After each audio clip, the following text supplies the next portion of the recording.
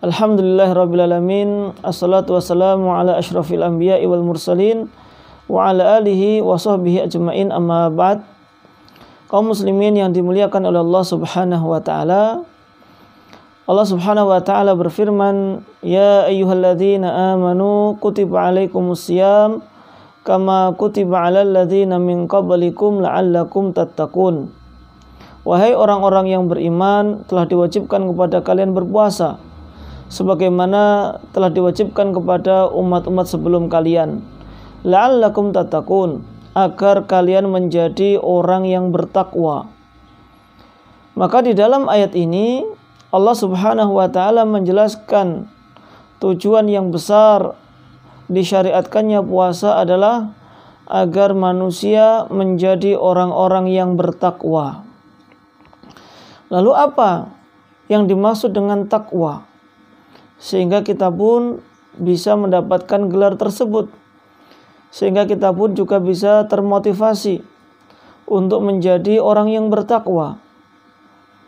Thalib bin Habib rahimallahu ta'ala pernah menjelaskan makna dari takwa adalah an ta'mala ta'atallah ala nurin minallah tarju thawaballah. Takwa adalah engkau menjalankan ketaatan kepada Allah Subhanahu wa taala berdasarkan cahaya Allah, berdasarkan dalil, berdasarkan petunjuk dari Rasulullah sallallahu alaihi wasallam.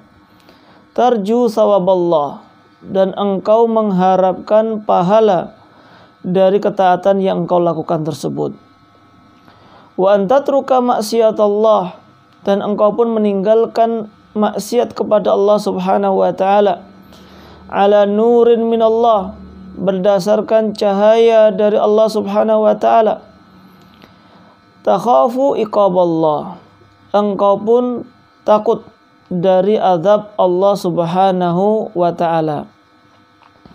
Nah, di sini kita mengetahui bahwasanya untuk menjadi orang yang bertakwa dengan mengerjakan ketaatan kepada Allah. Dan mengerjakan ketaatan kepada Allah harus dilandasi dengan dalil ala nurin minallah.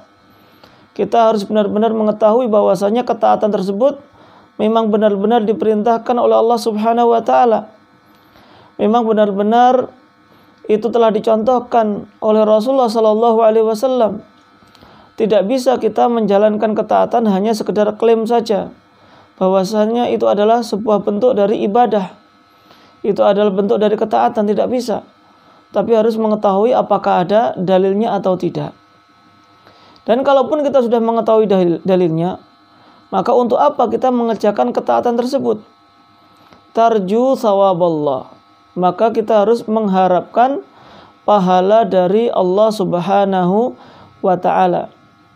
Jadi mengharapkan pahala dari Allah. Lawannya adalah mengharapkan pujian dari manusia.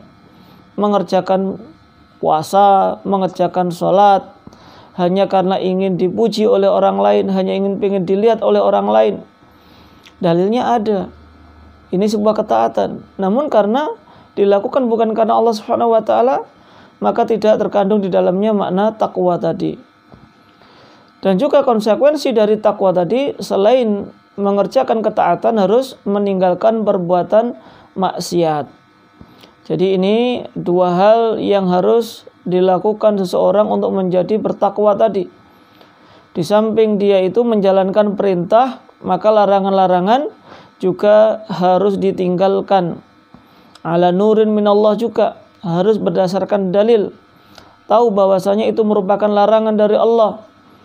Takhafu iqaballah, juga karena takut kepada Allah Subhanahu wa ta'ala. Apa ada orang yang meninggalkan larangan Allah bukan karena Allah?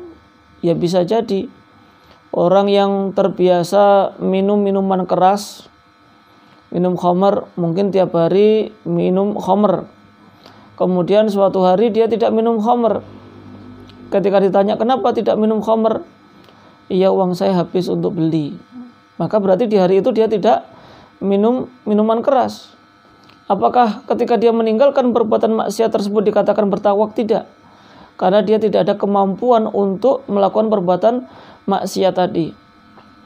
Tapi ketika orang yang terbiasa minum minuman keras tadi lalu tiba-tiba berhenti dan ditanya oleh orang lain, kenapa kok tumben tidak mabuk misalkan, oh kemarin saya sudah dinasihati saudara saya mendengarkan ceramah dan yang lainnya, ternyata dosa minum minuman keras itu sangat besar dan saya benar-benar takut dari azab Allah Subhanahu wa taala, maka aku pun meninggalkan minuman keras ini.